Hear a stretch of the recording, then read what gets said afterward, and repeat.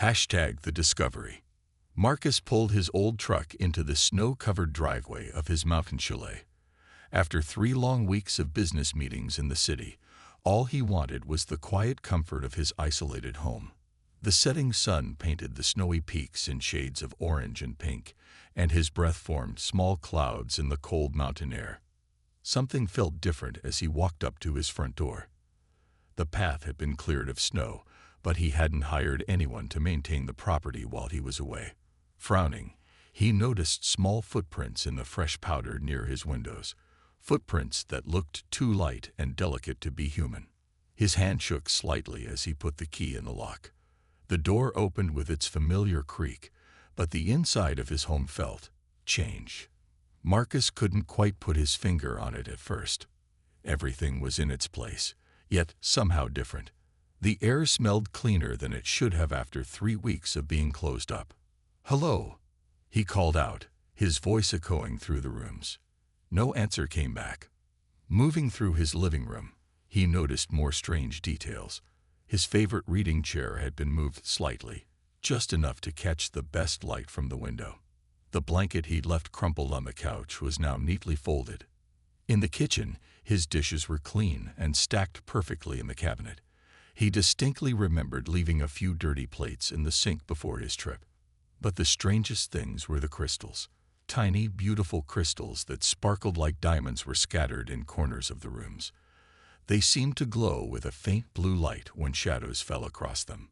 Marcus picked one up, and it felt warm against his skin. As he walked upstairs to check his bedroom, a floorboard creaked under his foot. That's when he heard it. A tiny gasp and quick, light footsteps. A door softly clicked shut. "I won't hurt you," Marcus said gently, his heart racing. "Whoever you are, it's okay." Standing in the hallway, he heard whispers from behind his bedroom door. The language wasn't English. It wasn't any language he'd ever heard before. The sounds were musical, like wind chimes in a soft breeze. A flash of movement caught his eye through the crack under the door. For just a second, he saw something impossible. A shimmer of iridescent skin that changed colors like a soap bubble in sunlight. Marcus stepped back, his mind spinning. He should call the police, or the FBI, or someone. But something stopped him. The house wasn't damaged or messy. It was cleaner than he'd left it. Nothing was stolen. In fact, whoever was hiding in his bedroom had been taking care of his home. He walked back downstairs, thinking hard. In the kitchen, he opened his cabinets and started pulling out food. He made 2 sandwiches, grabbed some apples, and filled 2 glasses with water. On a piece of paper, he wrote in clear, simple letters, "You're safe here. I won't tell anyone. Please eat if you're hungry." Marcus placed the food and note on the kitchen table. Then he grabbed his coat and walked back outside to his truck. He started the engine but didn't drive away. Instead, he turned on the heat and reclined his seat slightly, watching his home through the falling snow. Hours passed. The moon rose, bright and full. Around midnight, Marcus saw a soft blue glow through his kitchen window. A slender figure moved gracefully past the window, followed by a smaller one.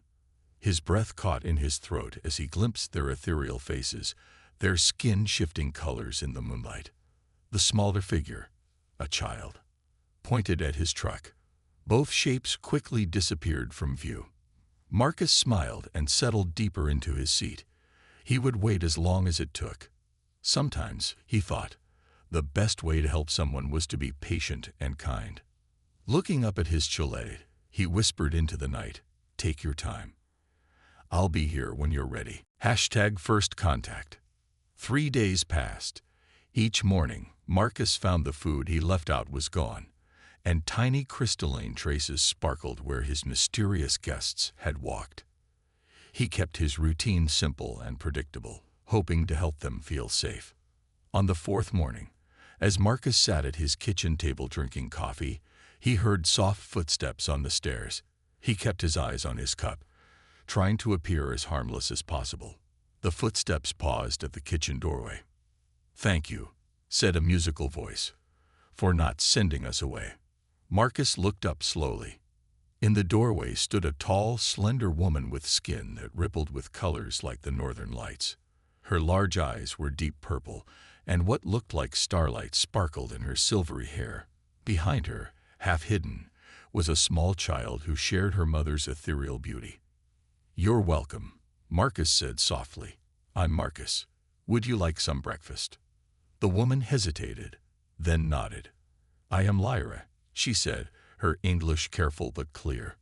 "This is my daughter, Zara." She gently urged the child forward. Zara looked about 6 years old in human terms. Her skin shifted between shades of blue and green as she nervously stepped into the kitchen. Unlike her mother's controlled color changes, Zora's skin flickered rapidly with her emotions. Marcus slowly stood and walked to the stove. "How about some pancakes? Most kids on Earth love pancakes." As he mixed the batter, Lyra and Zara settled at the table.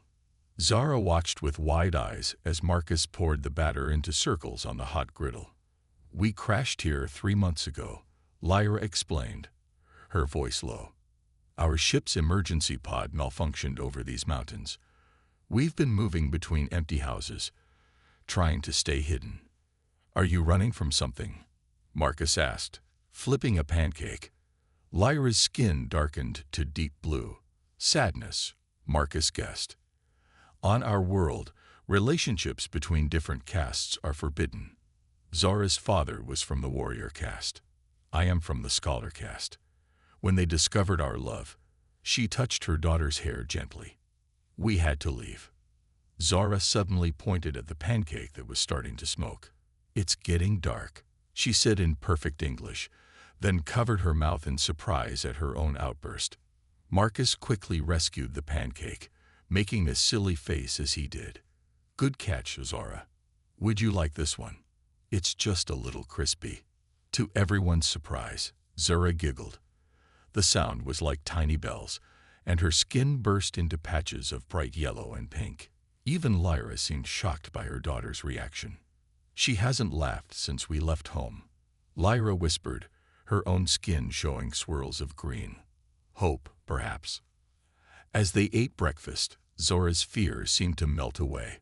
She asked questions about everything: the syrup, the butter, the way Marcus made different shapes with the batter.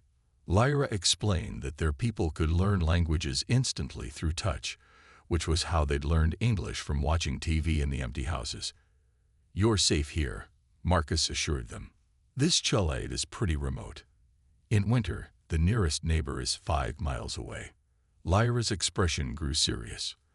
"There are others like us on your planet, hiding. But there are also hunters, agents from the high castes. They look almost human, but they're searching for refugees like us." Marcus nodded, understanding the risk they'd taken in trusting him. "Then we'll have to be careful. But you don't have to run anymore. This can be your home for as long as you need it." Zora's skin turned a soft, warm gold as she smiled at him.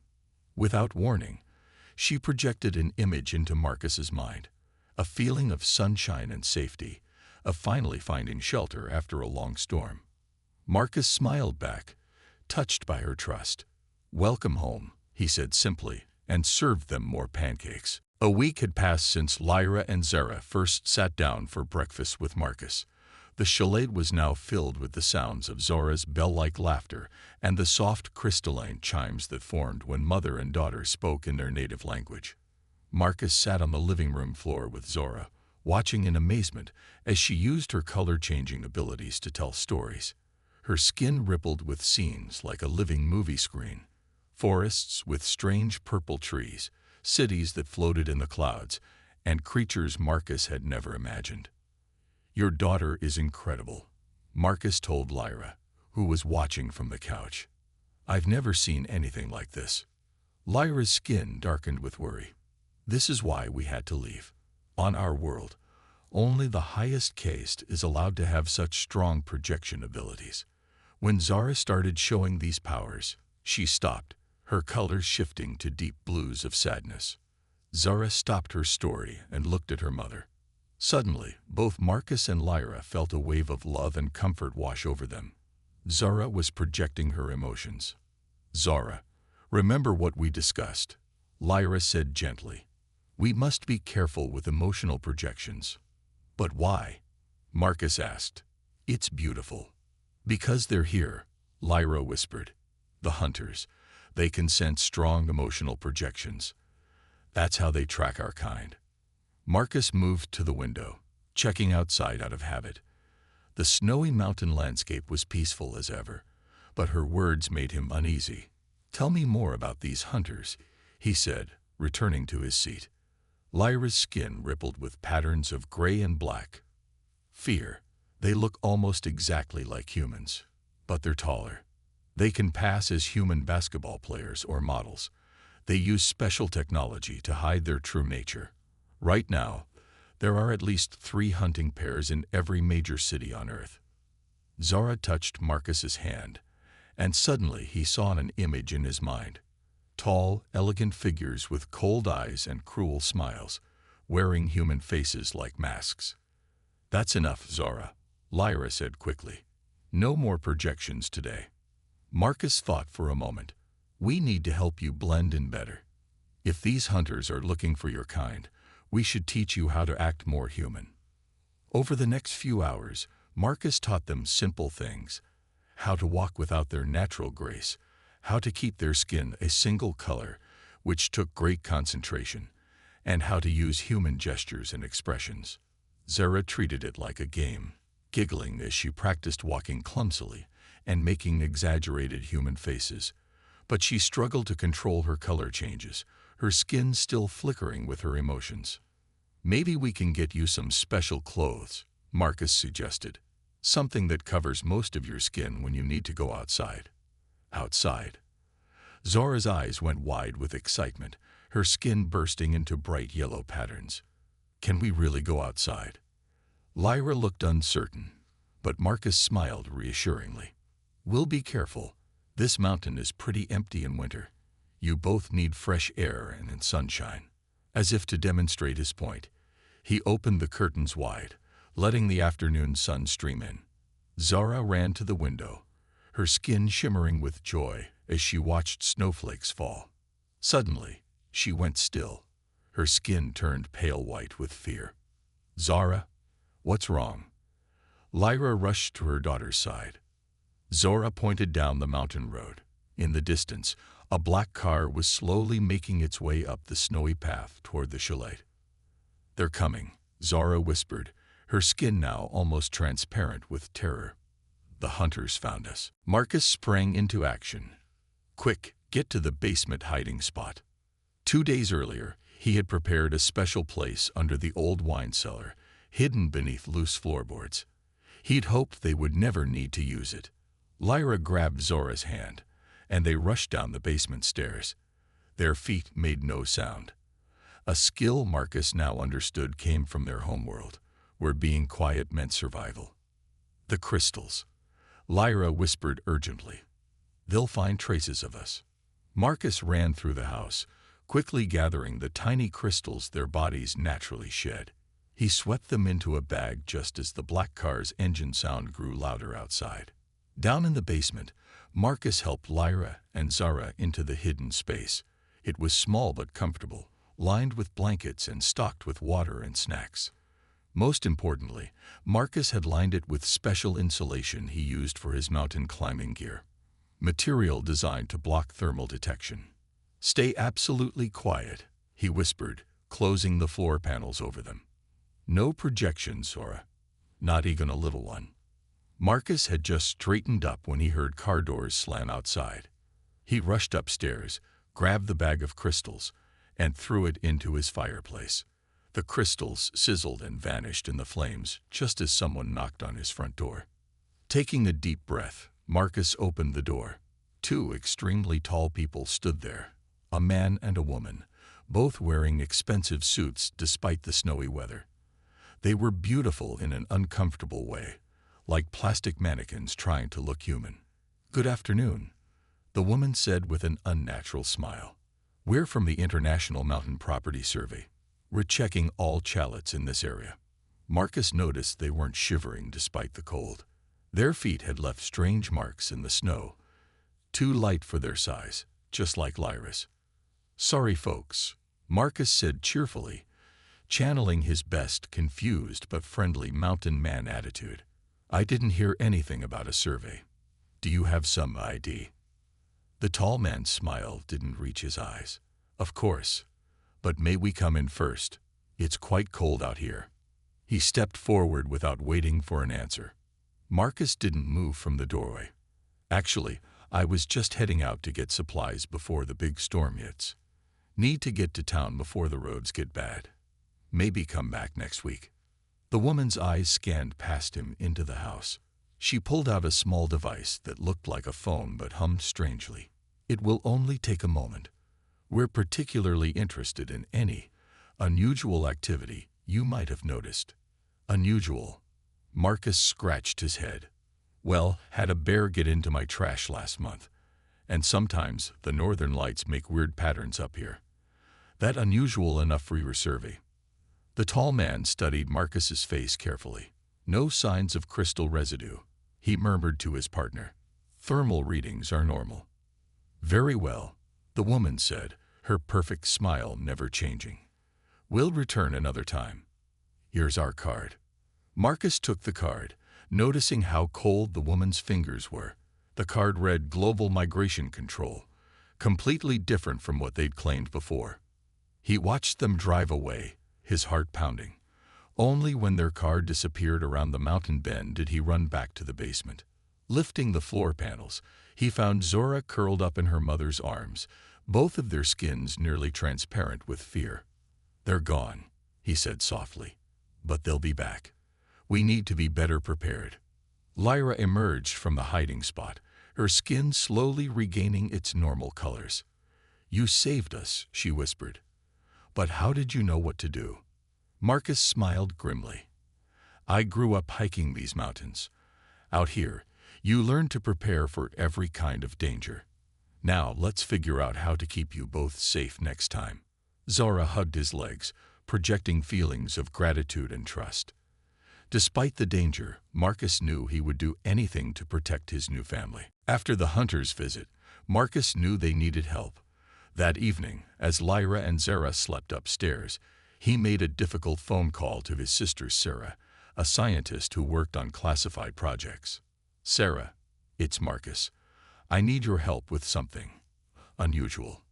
Little brother, do you know what time it is? Sarah's voice was sleepy but concerned. Marcus rarely called this late.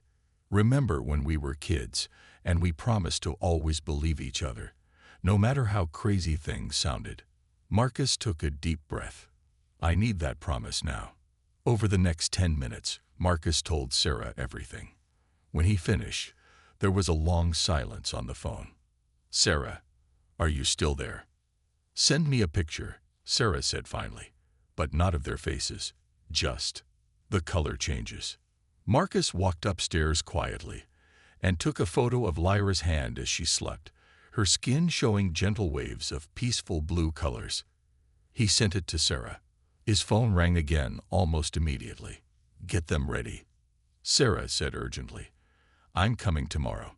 And Marcus, you're not alone in helping them. There are others like you, humans protecting refugee aliens. We call ourselves the Network. The next morning, Marcus could hardly believe what Sarah told them. She worked in a secret laboratory studying alien biology, but her real passion was helping alien refugees hide on Earth. The network had safe houses across the planet, helping hundreds of aliens escape from oppressive societies. You're not the only ones, Sarah told Lyra, showing her tablet with pictures of other aliens living safely on Earth. Some looked almost human, while others were completely different. Earth has become a sanctuary for those seeking freedom. Zara sat on the floor, playing with Sarah's cat that had instantly loved her. The cat purred as Zara's skin changed colors to match its orange fur. But the hunters, Lyra said worriedly, they're everywhere. Sarah smiled. And so are we. The network has developed special technology to help hide your natural crystal traces, and we have ways to detect hunters before they get close. She pulled out what looked like ordinary jewelry, a necklace for Lyra, and a bracelet for Zara. These will help mask your energy signatures. And this. She handed Marcus a small device that looked like a car key. This will beep if any hunters come within 5 miles. Why are humans helping us? Lyra asked softly. On our world, different groups never help each other. Because it's right, Marcus said simply. And because every alien we've helped has made Earth a better place. Like Zara's gift for emotional projection. Imagine how that could help people understand each other better. Sarah nodded. Some refugees work with us now, using their special abilities to help others. There's a whole community waiting to meet you. Zara looked up from playing with the cat. We can meet others like us. Yes, but first we need to get you properly hidden, Sarah explained. I'll help create human identities for you both. Lyra, you'll need to learn to maintain a human appearance for longer periods. Zara, we'll enroll you in a special school where other refugee children learn to control their abilities. Marcus felt a wave of sadness. You're taking them away. No, Sarah smiled. We want them to stay here. This chalet is perfect, remote, defensible, and already set up with hiding spots. Plus, she looked at how Zara held Marcus's hand and how Lyra's colors showed warm, happy patterns when she looked at him. Your family now.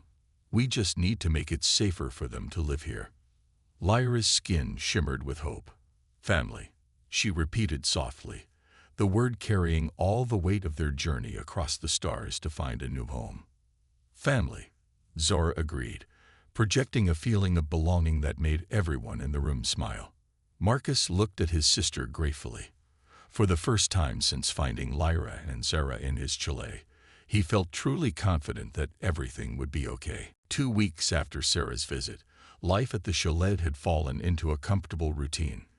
Lyra practiced maintaining a human appearance for longer periods each day, while Zara attended online classes with other refugee children. Marcus worked from home, telling his company he needed to care for family members who had moved in with him. One cold morning, Zara woke up screaming. Her skin flashed with violent red and black patterns, and powerful emotions of fear and danger filled the house. Marcus and Lyra rushed to her room. What's wrong? Lyra asked, holding her daughter. The mountain, Zara whispered, her skin still flashing morning colors. It's angry. Something bad is coming. Marcus had lived in these mountains his whole life, and he'd learned to trust warnings. What kind of bad thing, Zara? Instead of speaking, Zara projected an image into their minds. Massive walls of snow rushing down the mountainside, trees snapping like twigs, entire chalets buried under the avalanche. When? Marcus asked urgently. Soon. Very soon. Zara's skin turned pure white with fear. We need to warn everyone. Marcus grabbed his phone and called Sarah. She answered immediately. Sarah, we need help. Zara's having some kind of vision about an avalanche. A big one. Her emotional projection powers must be evolving. Sarah said quickly. Some refugee children develop abilities to sense natural disasters. How sure is she? At that moment, Zara screamed again. Through their mental connection, they all saw it. The exact moment the snow would break loose, just as the sun hit a certain point on the mountain. Marcus looked at his watch. We have less than 2 hours. I'm contacting the network now, Sarah said. They'll alert the authorities. Make it look like their instruments detected unusual snow conditions. Start calling your neighbors, Marcus. Get everyone off the mountain. The next hour was a blur of activity. Marcus called every neighbor he knew, warning them to evacuate. Lyra used her new human appearance to go door to door, helping elderly neighbors pack quickly.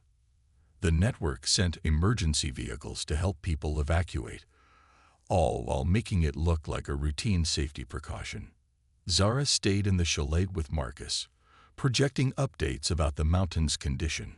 Her skin flickered between colors as she tracked the growing danger.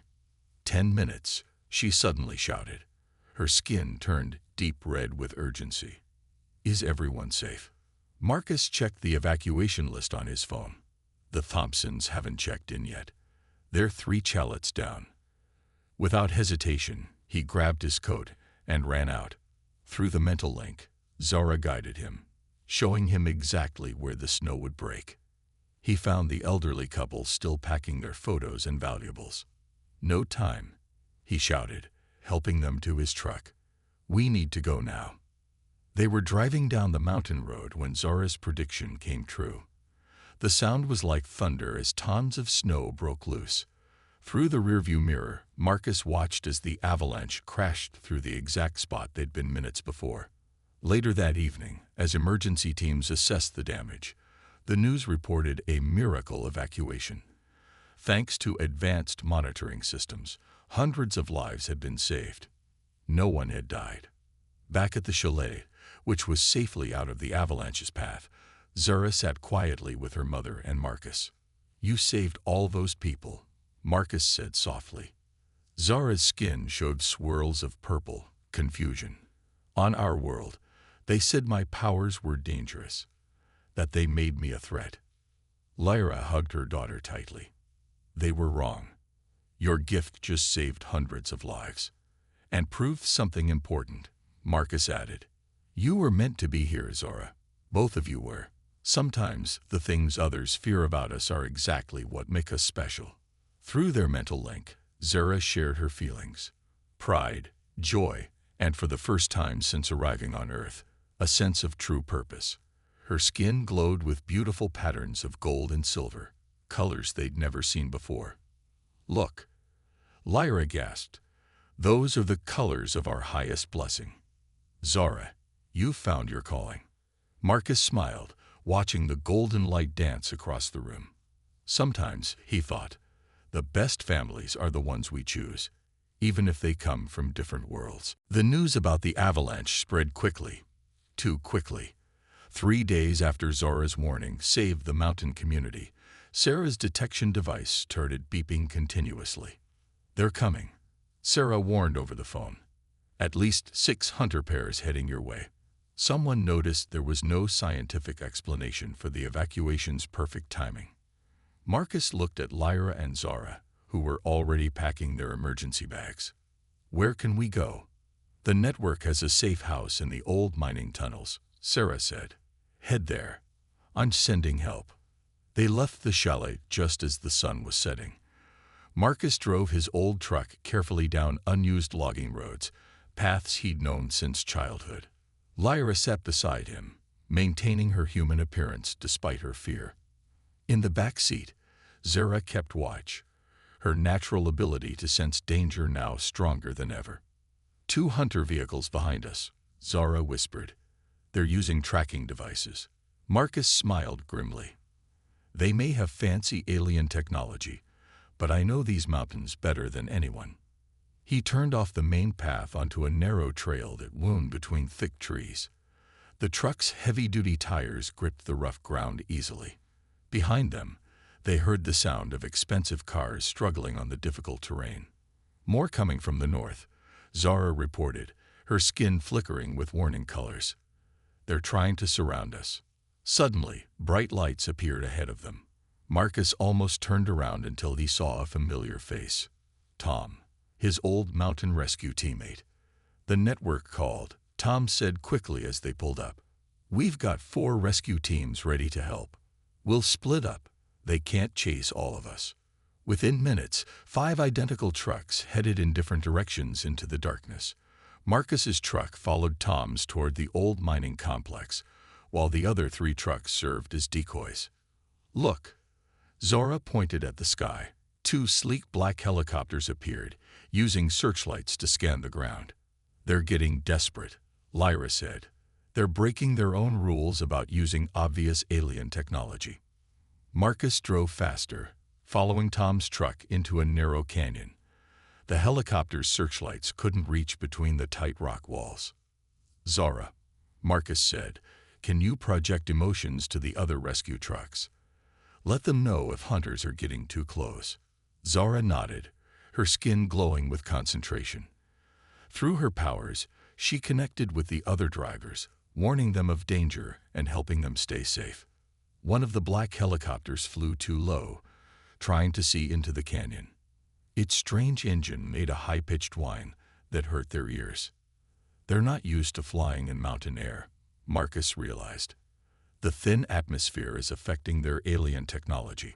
As if to prove his point, the helicopter suddenly lurched, its lights flickering. The pilots fought to control it as mountain winds battered the aircraft. They reached the abandoned mining complex just as the storm hit. Heavy snow reduced visibility to near zero. The helicopters were forced to retreat, and the hunters' ground vehicles couldn't handle the increasingly dangerous conditions. Inside the mine's entrance, they found more network members waiting.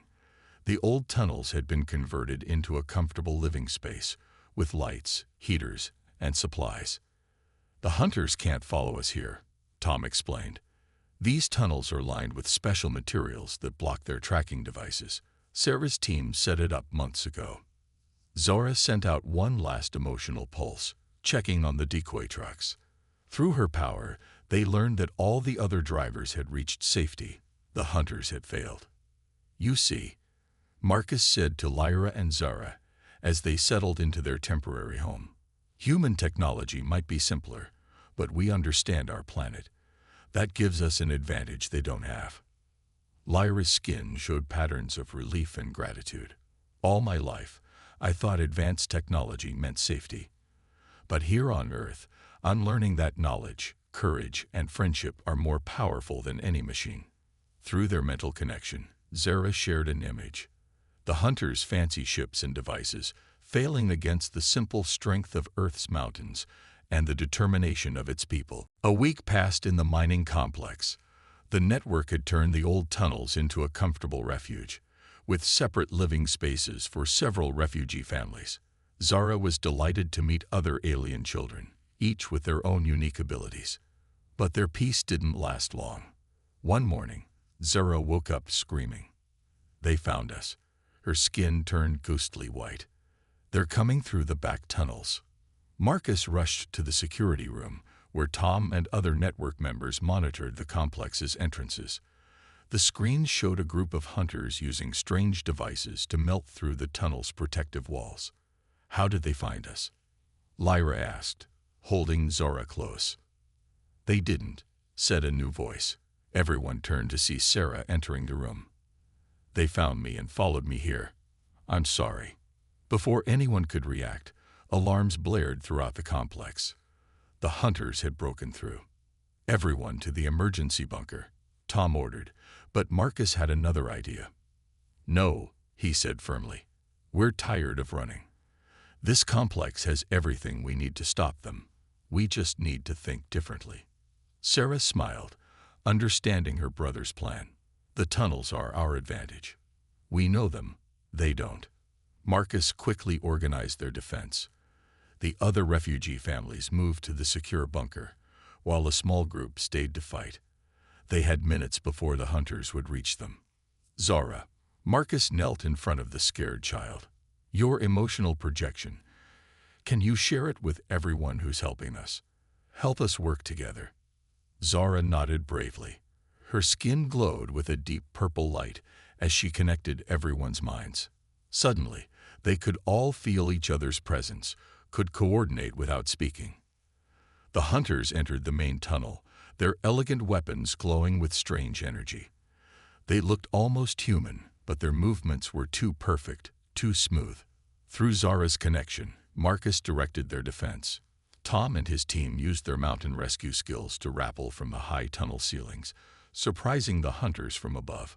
Sarah and her science team used modified mining equipment to create electromagnetic pulses that disrupted the hunters' advanced weapons. The aliens' technology might have been superior, but it wasn't designed for the cramped, dark tunnels. Their energy weapons created dangerous reflections off the tunnel walls. The hunters, used to fighting in open spaces with clear lines of sight, found themselves confused and disoriented. Through it all, Zara maintained the mental link, helping everyone move like a single team. When one person saw danger, everyone knew instantly. When someone found an advantage, they all understood how to use it. The hunters had never faced anything like it. Their perfect coordination was matched by the humans' mental link, and their advanced technology was countered by simple, practical solutions. The final moment came when Lyra stepped forward, facing the hunter leader. For the first time, she didn't try to hide her true form. Her skin blazed with swirling colors of courage and determination. "You want to know why we ran to Earth?" she asked, her voice carrying through the tunnels. "Not just because humans accept us, but because they understand something our people forgot. The strongest power isn't in fancy weapons or rigid rules. It's in working together, in accepting differences, in choosing to help instead of harm." The hunter leader raised his weapon, but hesitated as Zora projected something into all their minds. Images of humans and aliens living together, helping each other, becoming family. The pure emotion in her projection made even the hunters stop. "Your society is changing," Sarah added. "We've helped hundreds of your people find freedom here. You can't stop it anymore." The hunter leader looked at his team, their weapons useless, their perfect plan ruined by human ingenuity and alien cooperation. For the first time, they looked uncertain. Marcus stepped forward. "You have a choice now. Keep fighting a losing battle, or realize that maybe Earth has something to teach all of us." In the silence that followed, Zora's mental link let everyone feel the moment the hunters' determination began to crack. As the hunters stood frozen in the mining tunnel, something extraordinary happened. Their leader's perfect human disguise began to fade, revealing skin that shimmered not with colors like Lyra's, but with patterns of light that looked like flowing data. The hunter leader spoke slowly, "We have been waiting for this moment." Suddenly, the air around them shimmered. New figures appeared, tall, graceful beings with bodies made of pure light. Unlike the hunters or Lyra's people, these beings seemed barely solid, more like living starlight. "Do not be afraid," one of the light beings said. "We are the Watchers, members of the Galactic Council." Marcus stepped protectively in front of Lyra and Zora, but Sarah put a hand on his arm. Her eyes were wide with understanding. "This was a test," Sarah said. "All of it. The refugees, the hunters, you were watching how humans would respond." The Watcher nodded, their form rippling like waves of moonlight. "Earth stands at a crucial point. Many worlds across the galaxy have achieved great technology, but few have maintained their compassion. We needed to know if humans were ready." "Ready for what?" Marcus asked. "To join the galactic community," another Watcher explained, "to help protect and guide other worlds." The hunters were not really trying to capture anyone. They were playing a role, helping us see how humans would react to those in need. Zara stepped forward, her skin swirling with curious colors. "You mean, we helped humans pass the test?" The first Watcher moved closer, their light casting beautiful patterns on the tunnel walls. "You did more than that, young one. Your bond with these humans showed us something we hadn't seen in 10,000 years, the ability of two species to form true family bonds, to share thoughts and feelings so completely." Lyra's skin showed patterns of amazement. "But our people always said such bonds were dangerous." "Your people were wrong," the Watcher said gently, "just as they were wrong about many things. The hunters you feared. They are also refugees, working with us to help find worlds where freedom and compassion still exist." The hunter leader bowed to Lyra. "We are sorry for frightening you, but your journey helped prove what we hoped, that Earth is special." Marcus looked around at the gathered humans and aliens. "So what happens now?" The Watchers created a sphere of light in the air, showing images of Earth and distant stars. "Now, Earth will be recognized as a sanctuary world, a place where those seeking freedom can find refuge. But more than that, humanity will be invited to join the Galactic Council." Sarah's scientific curiosity took over. "You'll share your technology with us." The Watcher's light dimmed slightly. "Technology is not what makes a species great. Look at what you accomplished here. You defeated advanced weapons with simple tools and creativity. You turned strangers into family. You chose to help those in need without asking for anything in return. These are the qualities the galaxy needs." Through their mental link, Zara suddenly projected a vision she was receiving from the Watchers. Hundreds of worlds, thousands of species, all working together. And at the heart of it, Earth, becoming a beacon of hope for those who needed a new home. It will not be easy, the Watcher warned. Many will resist change. But we have seen how humans face challenges, not alone, but together, helping each other, finding strength in their differences. Marcus took Lyra's hand, and Zara hugged them both. Through their shared connection, everyone in the tunnel felt the same thing: hope, excitement, and the sense that something amazing was beginning. "So," Marcus said with a smile, "when do we start?" The Watcher's light brightened, filling the old mining tunnel with colors more beautiful than any sunrise. "You already have. Every time you chose compassion over fear, understanding over hatred, love over prejudice, you were building the future we hoped to see." 1 year later, Marcus's Chalet looked very different. The cozy mountain home had become the first official Earth alien transition center, helping refugee families adjust to life on Earth. The living room where he had first discovered Lyra and Zara was now filled with aliens of different species, all learning about their new home. Zara, now more confident in her abilities, stood in front of a group of alien children. Her skin glowed with gentle colors as she taught them how to control their own unique powers. "Remember," she said, showing patterns of calm blue and green. "On Earth, being different isn't bad. It's special. Watch." She projected a beautiful image into their minds, a garden where flowers of every color grew together, each one adding to the beauty of the whole. The children's various forms, some with scales, others with light bodies, some with multiple arms, all shifted with joy at the message. Lyra worked beside Sarah in the new science center built near the chalet. They studied how different species' abilities could help Earth, while also learning how to protect refugee aliens from being discovered before they were ready to reveal themselves. "Look at this," Lyra said, showing Sarah how the crystals their bodies naturally shed could be used to clean polluted water. Her skin showed proud gold patterns as she demonstrated the discovery. Marcus still lived in his chalet, but now the guest rooms were always full. Some visitors stayed for days, others for weeks, all learning how to blend into Earth society until they were ready to live on their own. The Watchers kept their promise. Earth was officially recognized as a sanctuary world, though most humans didn't know it yet. The Galactic Council decided that Earth's people should learn about the wider universe gradually, in their own time. One evening, as the sun set behind the mountains, Marcus sat on his porch with Lyra and Zara. Other refugee families gathered around them, sharing food and stories. Through Zara's emotional projection, they all felt the peace and happiness of the moment. "I just got a message from the council," Sarah said, joining them with exciting news. 3 more worlds have followed Earth's example. They're opening their planets to refugees too. "It's happening faster than anyone expected," said one of the former hunters, whom now helped guard the sanctuary. "Your world is changing the galaxy just by being itself." Zara jumped up excitedly. "Tell them about the school, Marcus." Marcus smiled.